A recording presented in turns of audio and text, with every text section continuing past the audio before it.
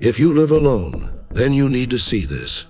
This actually started back in February of this year. I live in a 2-story house. 4 bedrooms, 2 bathrooms. I've lived here since early 2017. It's just me and my 2 dogs living here. I have always heard noises throughout the house. Nothing ever bothers or harms me.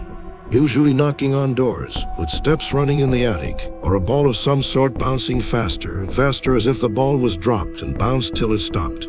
The ball bouncing was almost routine. Every 3 days in the evenings at different times, but always every 3 days. I can never pinpoint where the bouncing comes from. It still happens. Well, one evening in early February I came home. Dogs greeted me as usual. We went to the living room and sat on the couch to watch TV. I heard the ball bouncing again. I ignored it as it's normal to me now. Only this time I heard the ball bounce again. Exactly as before. Never heard it twice in a row like that. But I brushed it off. The dogs were also used to it. They remained sleeping on the couch. I got up to get a soda out of the fridge. I go back to the couch and there's a chapstick exactly where I was sitting. I don't ever use chapstick and have never bought any.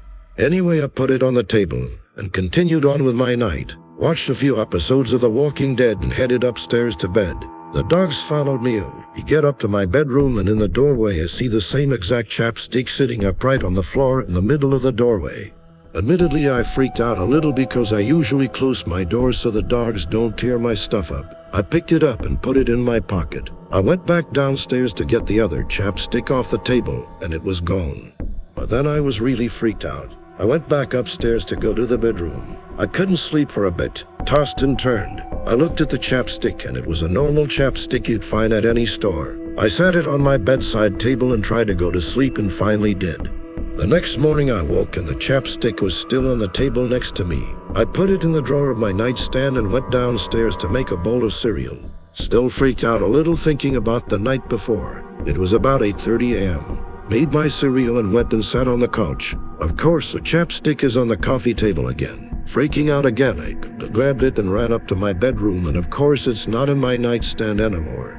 Work was in about an hour or so, so I took a shower and got ready, keeping the chapstick in my view at all times. I decided to take it to work and threw it in the dumpster at work, and went about my day. I didn't tell anyone what was going on, just kept on pushing.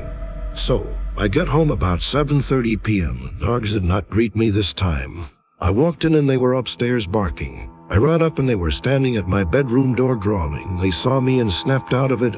I opened my bedroom door and my nightstand was knocked over. I picked it up and figured the dogs were playing while I was gone, but I always shut my bedroom door so that couldn't have happened. I was a bit on edge by this time, so I decided to sleep in the living room. I kept lights and the TV on all night, dogs by my side.